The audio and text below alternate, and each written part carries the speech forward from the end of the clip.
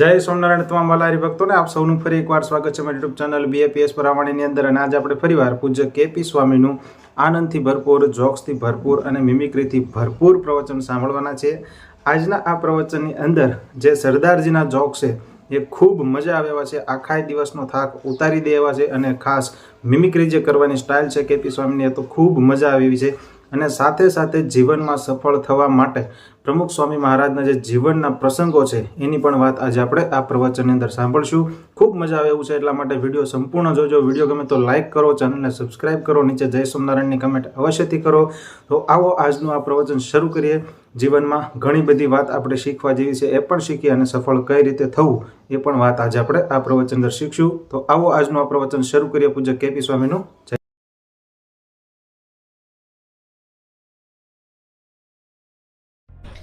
એકવાર સરદારજીએ નવું સ્કૂટર લીધું, હીરો હોન્ડા, બહુ સારું સ્કૂટર લીધું। પછી એ સ્કૂટરમાં બધાને બેસાડતો હતો, એના પપ્પાને બેસાડ્યા, અને મમ્મીને બેસાડી, એના ભાઈને બેસાડ્યો, અને રાઈડ આપી। નવું સ્કૂટર આવ્યું એટલે કે પહેલાં રિશ્તેદાર હોય એને બેસાડી અને એમ ચક્કર મરાવીએ, એટલે સ્કૂટર કેવું છે એ ખબર પડે। પછી સરદારજી હતો ને એની બેનને બેસાડી પાછળ, એની સિસ્ટરને, અને પછી આમ સ્કૂટર ચલાવ્યું 120 કિલોમીટર આમ કરતું। પછી એક શાર્પ ટર્ન આવ્યો, આપણે અંધા મોડ કે ને હિન્દીમાં શાર્પ ટર્ન। તો તમારું સ્કૂટર સ્પીડમાં હોય પછી શાર્પ ટર્નમાં થોડું સ્લો કરવું પડે ને। સરદારજી એટલી ને એટલી સ્પીડમાં એકદમ શાર્પ ટર્ન લીધો, આમ કરતો। પહેલાં સ્કૂટરના રેસમાં નહીં તમે જો ને ઘણી વાર આમ એના ઘૂંટણ છે, લાગે હમણાં જમીન જોડે અથડાઈ જશે, એ તો આમ કરતો ટર્ન લીધો। તો ત્યાં કોર્નર ઉપર જે શાર્પ ટર્ન હતો ને ત્યાં કોઈ ભાઈ ઊભા હતા, અને આ સરદારજી આવો જે ટર્ન લીધો ને વિચિત્ર આટલી સ્પીડમાં, એટલે પહેલો કીધું કે અરે ઓ સરદારજી જરા ધીરે ચલાવો, તમારી બીબી મર જાएगी। તો સરદારજી બગડ્યો, અરે ઓ बीबी होगी तो तेरी होगी, मेरी तो बहन है के। એ લોકો બહેન ને બહેન કે પંજાબીમાં, એ કે હશે તો તારી હશે કે મારી તો બેન જ જાય છે, પણ એને ખબર નહીં હું શું બોલી ગયો। એ કેટલાક અમુક વાર માણસો કપટ કરતા હોય છે, કપટી લોકો હોય છે। એમાં એક ભાઈ હતા ને, 48 વર્ષે એણે લગ્ન કર્યા। કેટલા વર્ષે? એને 48 વર્ષે યાદ આવ્યું કે આ બહુ અગત્યનું કામ બાકી રહી ગયું છે। તો એના તો આખા માથે ટાલકું હતું, એકદમ જુમ્બો જેટ ઉતરે એવું, એકે વાળ નહીં, એક પણ વાળ નહીં। 48 વર્ષે લગ્ન ટાલિયાને કોણ આપે? એટલે એણે પરદેશથી એક વીગ મંગાવી, સ્પેશિયલ આમ 200-400 પાઉન્ડની મંગાવી, એટલી એકદમ જુલ્ફાદાર હતી ને, આમ કરે ને તો વાળના ગુચ્છ આમ આવે, એવી કોઈને ખબર ન પડે કે આ વીગ છે, એટલી સુપબ હતી એમ। અને વીગ પહેરી અને કાકો હતો ને 48 વર્ષનો, એણે લગ્ન કર્યા। લગ્ન કરીને એના પત્ની સાથે ઘરે આવ્યો, દીવાનખાનામાં બેઠા, અને વાતો કરતાં કરતાં ઓલો જે હતો ને કાકો 48 વર્ષનો ટાલિયો, એને બધી એમ વાતો કરતાં કરતાં ઓચિંતાની છે ને આમ હાથ ફેરવી અને વીગ હાથમાં લઈ લીધી એમ, અને માથે ટાલકું। એની પત્ની સામે જોવા માંડ્યો આમ કે તને ઉલ્લુ બનાવીને એમ, કારણ કે હાવ, અને ઓલી ડઘાઈ ગયો, યારું આટલા બધા જુલ્ફાદાર વાળ હતા ને આ તો હાવ ટાલકું। ચલો પુરુષો તો રાજી થયો કે મેં કેવી ઉલ્લુ બનાવી એને। તો એની સામે ટગર ટગર જોતો હતો, એમાં એની પત્ની હતી ને એ ઓચિંતાની આમ જોતી જોતી એમ કરીને ગયા,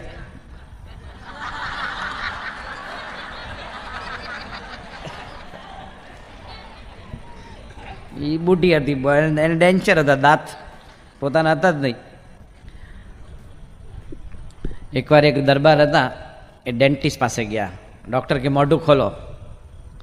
તો ડૉક્ટરે મોઢું ખોલ્યું તો ડેન્ટિસ્ટ કે ઓ બહુ પોલાણ, બહુ પોલાણ। એટલે બાપુ બગડ્યા, હું બેરો નથી, એકવાર બોલો કે। એટલે ડેન્ટિસ્ટ કે એક જ વાર બોલ્યો, આ તો પડઘો પડ્યો કે।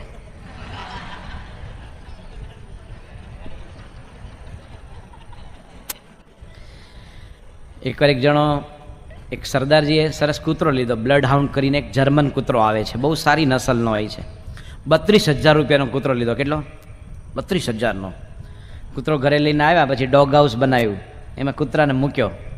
પછી થોડા દિવસમાં ચોમાસાની ઋતુ આવી, 4-5 દિવસ પછી, એટલે વરસાદ પડતો તો કૂતરો છે ને પલળવા નીકળ્યો બહાર। કૂતરાને ગમ્યું કે હાલો આપણે થોડો બંગલાના કમ્પાઉન્ડમાં ફરીએ, અને પછી એ પલળ્યો કૂતરો, અને પછી પાછો પોતાના ડોગ હાઉસમાં વયો ગયો। બીજે દિવસે સવારે ફીડિંગ ટાઈમ હતો ને, કૂતરાને ખોરાક આપવાનો સમય, તો બ્રેડ ને બધું મટન લઈને ઓલો સરદારજી ગયો કૂતરા પાસે. એટલે કૂતરા તો ખબર પોતાના માલિકનો અવાજનો પગનો અવાજ ઓળખી જાય. આ તો છેક એના ઘર સુધી પહોંચ્યો, ડોગ હાઉસ સુધી.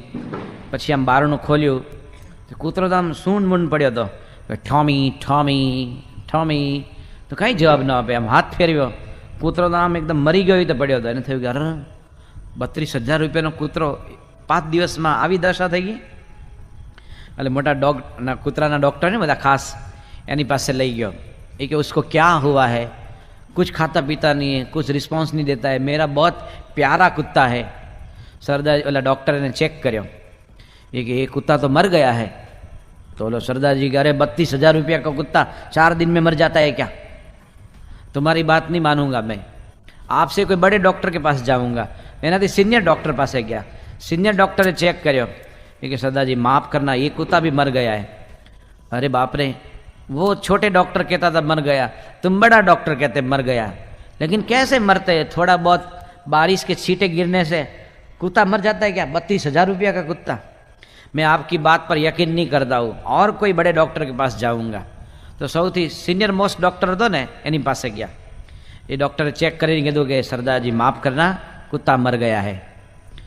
सरदार जी के वो कहते हैं मर गया, दूसरा डॉक्टर कहते मर गया, आप कहते मर गया, लेकिन 32,000 रुपया का कुत्ता मर गया, कैसे मैं भरोसा कर सकता हूँ तुम्हारी बातों में. એટલે ડૉક્ટરે પોતાની કાળી બિલાડી હતી ને એ બોલાવી. એની એક પાળેલી કાળી બિલાડી હતી મસ્ત. પછી ઓલો કૂતરો જે મરી ગયેલો હતો ને, બ્લડ હાઉન્ડ સરદારજીનો, તો ઓલી બિલાડીએ છે ને કૂતરાને 4-5 પ્રદક્ષિણા કરી, તો ઓલો કૂતરો રિસ્પોન્સ ન આપે. પછી બિલાડીએ પોતાનું શરીર છે ને કૂતરા જોડે ઘસ્યું. એમ બિલાડીની આદત હોય એમ, તમે કૂતરા જોડે ઘસતા 3-4 પ્રદક્ષિણા ફરી, તોય ઓલો કૂતરો કંઈ રિસ્પોન્સ ન આપે. પછી બિલાડીએ પોતાનું નાક હતું ને કૂતરાનું નાક સુધી લઈને આમ ઘસ્યું, તો એ તો સામે જ આવી ગઈ ને એકદમ ફેસ ટુ ફેસ, તોય કૂતરો રિસ્પોન્સ ન આપે. પછી डॉक्टर के देखो सरदार जी, ये ब्लड हाउंड कुत्ता है ना जर्मन, वो एक जंगली कुत्ता है, वो कभी बिल्ली को छोड़ता नहीं, बिल्ली सामने आ जाती तो उसका सैंडविच कर देता. तो देखो ये मेरी बिल्ली है ना, उसको गोल गोल घूमती है, उसका नाक सूंघती है, तो कुत्ता कोई रिस्पॉन्स नहीं देता है, मतलब कि कुत्ता मर गया है. सरदार जी कान पकड़ा कि हाँ अभी सच्ची बात है, कुत्ता मर गया है. जैसे नानक साहब की इच्छा, मर गया, लेकिन अभी मेरा चार्ज क्या, कारण के कुतरो मरी गयो तो मरी गयो, અને જોયું ને આવું બધું નક બિલાડીને ફરતી, मेरा चार्ज क्या? डॉक्टर के सिर्फ 1200 रुपया. सरदार जी के अरे मेरा कुत्ता मर गया, इतना आपने कहा, उसमें तो आप इतना बड़ा चार्ज लगाते हैं, इतना बड़ा चार्ज क्यों? डॉक्टर के देखो मेरा चार्ज तो सिर्फ 200 रुपया है. कितना? सिर्फ 200 रुपया. હવે સમજવા જેવો છે જો, लेकिन ये जो कैट स्क्रैन कराए ना उसका 1000 रुपया है. મારો ચાર્જ તો ફક્ત 200 રૂપિયા છે, પણ કેટ સ્ક્રેન કર્યું ને આજુબાજુ એનો 1000 રૂપિયા જુદા છે. એક વખત એક સરદારજી હતા ને, એને ખૂબ શરાબ પીધેલો, અને શરાબ પીને એ પિક્ચર જોવા ગયા. પિક્ચર પત્યું ને એટલે પોતાના કાર પાર્કિંગ એરિયામાં ગયા, પોતાની ગાડી ખોલી અંદર બેઠા અને બીજી સેકન્ડે બહાર નીકળ્યા. અને પછી એણે ફરિયાદ કરી પોલીસ ચોકીમાં જઈને, કીધું કે દેખો જમાદાર, मेरी गाड़ी का कोई स्टेयरिंग लेके भाग गया के. એટલે બધો પીધેલો હેંગઓવર હતો, આમ એનો નશો હતો. और ये भी हुआ जमादार, मेरा जो पंखा था ना वो भी ले गया, स्टीरियो लेके चल गया, मेरा जो ब्रेक वो भी ले गया. पहले के जिसको चोरी करना है सारी गाड़ी चोरी करके भागता है, तुम्हारा स्टेयरिंग, पंखा, ब्रेक, एक्सीलेटर, उसको क्या करते हैं? तो कि आओ तुम आओ तपास करो देखो. तो जमादार पोते आयो, અને જમાદાર આવ્યો ગાડી પાસે. પછી એણે ગાડીમાં ડોક્યું કર્યું कि अरे सरदार जी, आप जो कहते स्टेयरिंग चोरी करके चल गया, मेरा पंखा लेके गया, टेप रिकॉर्ड लेके गया, ब्रेक लेके गया, सब इधर मौजूद है, सब प्रत्यक्ष है. सरदार जी अब एकदम आँख चोड़ी, जमादार साहब माफ़ करना, पिछली सीट में बैठ गया था.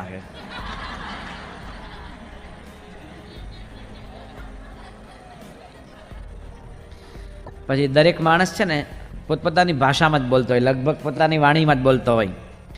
એમાં એકવાર એક બહુ મોટો એક સાહિત્યકાર હતો, કવિ. અને કવિ હંમેશા ઇમોશનલ હોય, એને જો સંવેદન અને ફિલિંગ્સ હોય ને તો જ કાવ્ય સર્જી શકે, બાકી ન એને આવડે. એટલે એણે છે ને 42 વર્ષ સુધી તો બધી પોતાની રચના બનાવવામાં જ સમય કાઢ્યો. પછી વળી લગ્ન કર્યા 42 વર્ષે. તો લગ્ન જે કન્યા જોડે કરે એ ઓપરેટર હતી કોઈ ટેલિફોન ડિપાર્ટમેન્ટમાં, અને એણે 38 વર્ષે લગ્ન કર્યા. પછી બંને લગ્ન કરીને પેલો સાહિત્યકાર હતો ને એ તો બધી આમ એકદમ બધું આમ પોએટ્રિકલ બધું કે ને કાવ્યાત્મક ભાષામાં બોલવા માંડ્યો કે તુમ મેરી દિલ કી ધડકન સમજેગી और प्यार के पुष्प बिछाते रहेगी, ये करेगी બધું આમ એટલું બધું વર્ણન કરે.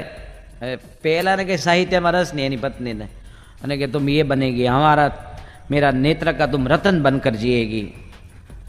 ને બોલે તો થાકેલી ને કંટાળી લીધી, લગ્નના દિવસે કંટાળો બહુ હોય, આમ કરો, આમ ઉભા રહો ને તેમ ઉભા રહો ને. તો પેલો આવું બધું સાહિત્ય ભાષામાં બોલતા હતા. એમના પત્ની કહે એ નંબર પર એ સેવા ઉપલબ્ધ નહીં હૈ.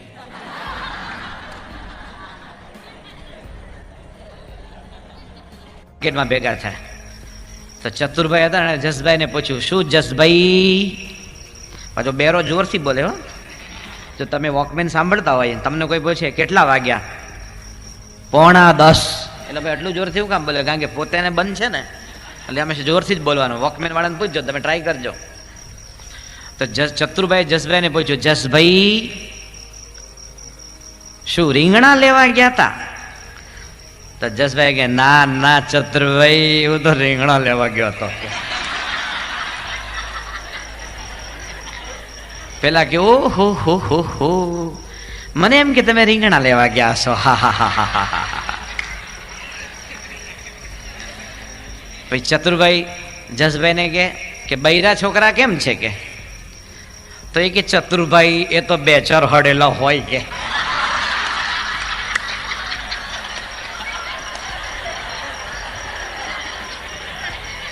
એટલે 2-4 આ બેરા માણસની બધી તમે આવી ગમત જોઈ હશે. કેટલાક માણસ છે ને એ ગુંગણા હોય. કેવા હોય? ગુંગણા. એ લોકો નાકમાંથી બોલે. એટલે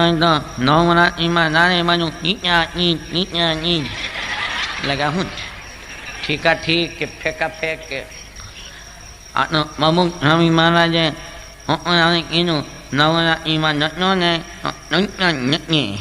શું જશે ખબર પડી? સંસ્કાર જશે.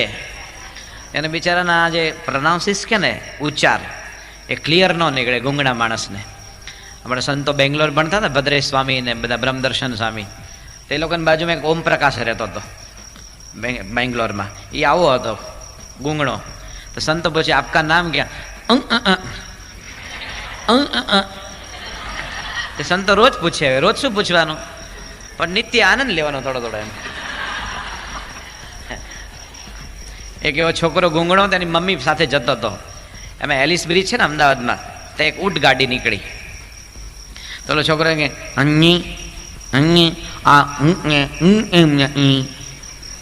શું કે સમજ્યા? મમ્મી આ ઊંટને ઊંટ એમ નથી. આમ લાગે ઊંટને ઊંટ કેમ નથી, કે ઊંટને હોઠ કેમ નથી? છોકરો એમ પૂછતો કે મમ્મી ઊંટને બૂટ કેમ નથી? તો આપણે બે હરખું જ લાગતું હતું કે ઊંટીઓ થોડો કે પહેરે નાઇકના બૂટ, એ તો એમ જ હાલતો હોય. તે ગુંગણા માણસની એક સરસ મજાની ગમત. એક કાકા હતા ને ઈચ્છારામભાઈ, આ બાજુ નામ હોય છે બધા સાઉથમાં અમુક. આપણે એક નીછાભાઈ હતા. એમ વલસાડ, બોમ્બેથી વલસાડ સુરત આવતા હતા. એમાં વલસાડ સ્ટેશન આવ્યું ને તો વલસાડના ચીકુ વખણાય. એટલે ચીકુનો એક ફેરિયો હતો, ચીકુ વેચનારો. એને ડબ્બો પસંદ કર્યો અને ડબ્બામાં ચડ્યો. અને ચીકુવાળો કેવો હતો? ગુંગણો. એ ગેલ્યો લેવા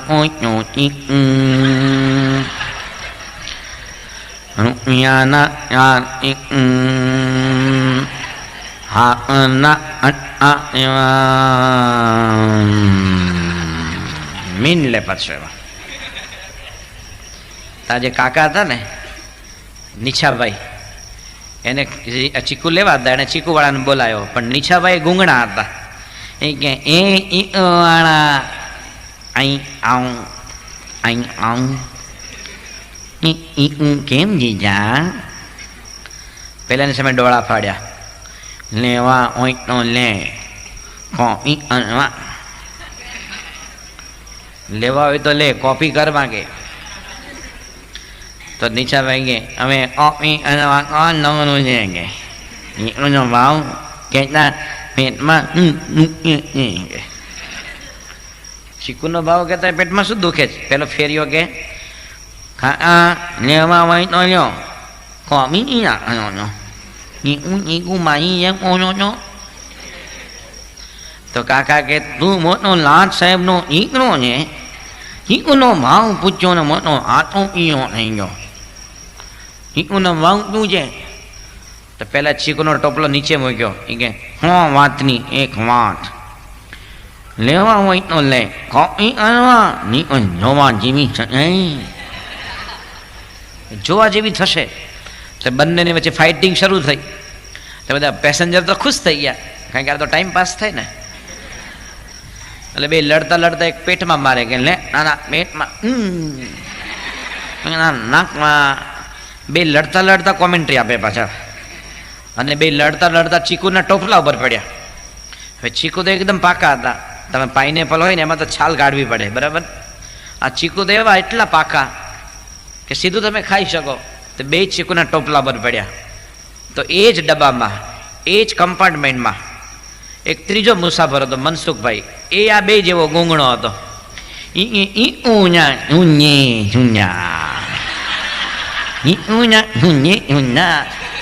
મિયામાર કે બિયાબાર કે ઓલા બે લડતા હતા ને એ છૂટા પડ્યા. પછી એનો કાટલો પકડ્યો મનસુખનો કે હું અમારી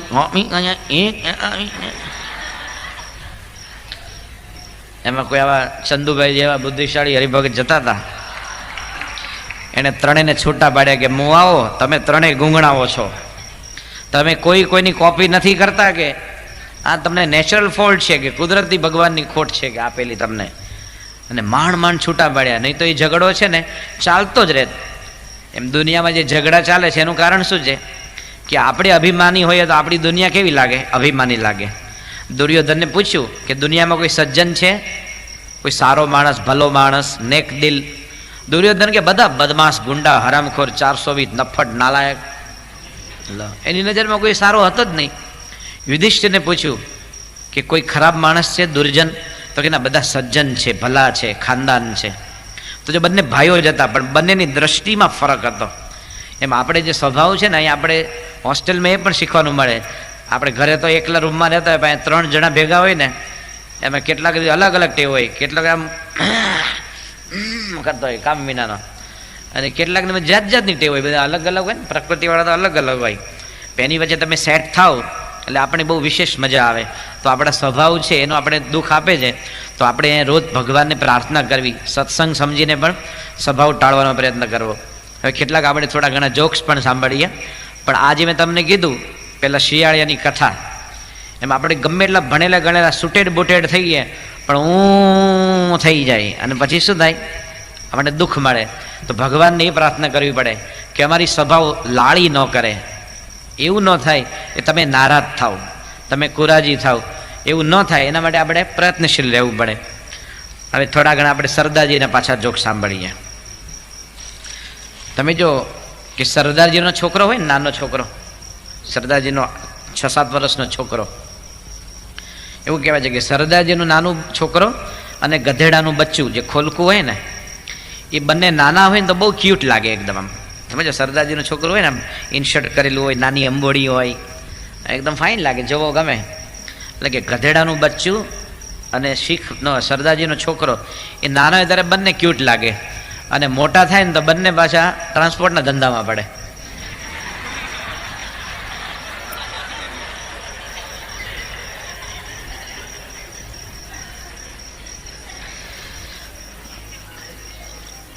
એકવાર એક મિનિસ્ટર હતા ને, એ પોતે આમ ગાડીમાં જતા હતા, અને ખુલ્લો રોડ છે ને આપણે વડોદરાથી આમ વાસદ સુધીનો, એકદમ આમ સારો રોડ જોયો. એટલે ડ્રાઈવરને કીધું કે ગાડી ઊભી રાખ, કે હું ડ્રાઇવિંગ કરું, કે આવો રસ્તો સરસ છે ને ગાડી હમણાં નવી આપી જ ગવર્મેન્ટે. તો ડ્રાઈવર કે સાહેબ આ કાર છે, સરકાર નથી. કે સરકાર ગમે તેમ ચલાવાય. પછી ગાંધીનગરમાં આવું બનેલું, એક મિનિસ્ટર આવ્યો તો લિફ્ટનું બટન દબાવ્યું તો લિફ્ટને આવતા વાર લાગી, કારણ કે કંઈક રોકાયેલી હતી. 1.5 મિનિટ મોડી આવી, એમાં તો ઓલાની ટાંકી ફાટી અને લિફ્ટમેને જે ફાયરિંગ આપી, જે ઠપકો આપ્યો, છેક 4થે માળે ગઈ ને લિફ્ટ, ત્યાં સુધી ઠપકો આપતો જ રહ્યો એને, આવો છે ને તેવો છે ને. પછી ઓલો નેતા બહાર નીકળી ગયો, એટલે લિફ્ટમેન હતો ને એને સચિવાલયમાં પેલો સ્વીપર હોય ને વાળવાવાળો, એને કીધું કે આ સાલા કામ ચલાવું કે પરમેનન્ટને ખખડાવે છે કે શું કે આ સાલા કામ ચલાવું કે હંગામી ધોરણે. એ કે જીવરાજ મહેતાના વખતથી હું લિફ્ટમેન છું, 1961થી કે, અને આ લોકો પરમેનન્ટ ખખડાવે છે કે. પછી એકવાર એક દરબાર હતા ને, એ પ્રોવિઝન સ્ટોરમાં ગયા, આવડી મોટી સાણસી લઈને. પછી કે એ વાણિયા, ગરમ મસાલો લાવો, ગરમ મસાલો, ગરમ મસાલો. પેલો કે બાપુ ગરમ મસાલો આપો, પણ સાણસી કેમ લાવ્યો? તે મસાલો ગરમ હોય ને કે.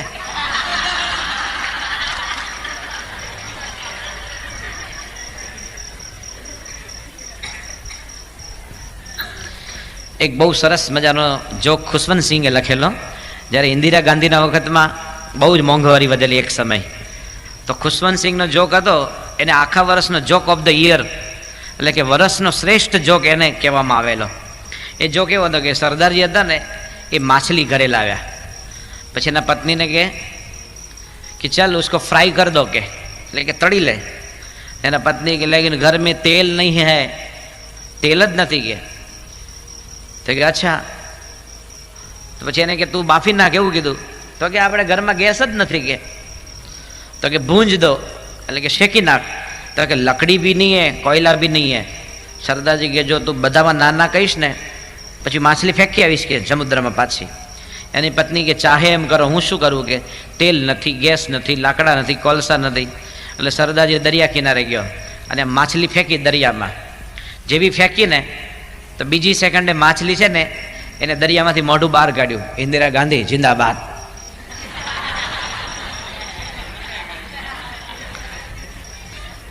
બચી ગઈ ને બધા, બધું મોંઘવારી હતી એટલે. તો એ ખુશવંતસિંહનો એ વખતનો એ જોક ઓફ ધ યર ગણાતો હતો. પછી એકવાર સંસ્કૃતનો વિદ્વાન અને ફારસી ભાષાનો વિદ્વાન ભેગા થયા. તો અમુક આપણી સંસ્કૃત તો ઓરિજિનલ ભાષા છે, એમાં અમુક ભાષાના પ્રયોગ એવા હોય કેટલાક.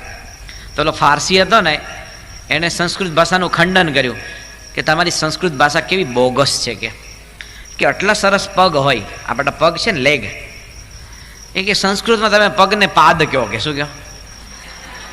અને સંસ્કૃતમાં શું કહેવાય? પાદ. કે આવી બોગસ ભાષા કે પગને પાદ કહેવાની કે. તો પેલો કે તમારી ફારસી ભાષા કેટલી થર્ડ ક્લાસ છે કે. એ કે જે હાથ હોય ને એને તમે દસ્ત કહો છો. શું કીધું? સમજ્યા કોઈ? વૈદ હોય ને, વૈદ પૂછે કે તમને દસ્ત સાફ આવે છે?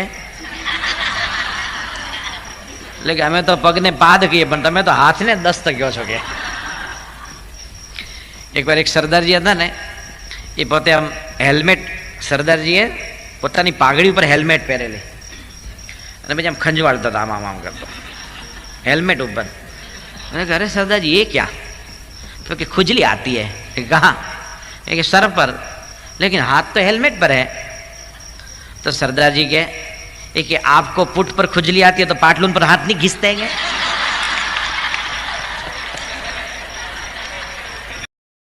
તો જોયું ને હરિભક્તો, કેપી સ્વામીના પ્રવચનની અંદર જોક્સ, કોમેડી, મિમિક્રી આ ઘણું બધું હોય છે, અને સાથે સાથે હાસ્ય રસની સાથે સાથે જીવનમાં ખૂબ ઉપયોગી થાય એવી પણ વાત પૂજ્ય કેપી સ્વામી દરેક પ્રવચનની અંદર કરતા હોય છે. ખાસ કરીને જે પારાયણ છે એ પણ આપણને સાંભળવાની ખૂબ મજા આવે, કારણ કે એમના અંદાજ એટલે કે હાસ્ય શૈલીની અંદર જે આપણને પારાયણ જે આપણને સંભળાવે છે એની અંદર જરા પણ આપણને કંટાળો નથી આવતો, કારણ કે હાસ્યરસ પણ સાથે સાથે પીરસે છે. એટલા માટે જ અમે કેપી સ્વામીના પ્રવચનો આપ સુધી પહોંચાડવાની વધારે કોશિશ કરીએ છીએ. જો તમને અમારા વિડીયો ગમતા હોય તો ચેનલને લાઇક કરો, વિડીયો લાઇક કરો, ચેનલને સબસ્ક્રાઇબ કરો, વિડીયો શેર કરો અને નીચે જય સ્વામિનારાયણની કમેન્ટ અવશ્યથી કરો. તો આવો મળીએ એક નવા જ પ્રવચન સાથે. ત્યાં સુધી જય સ્વામિનારાયણ.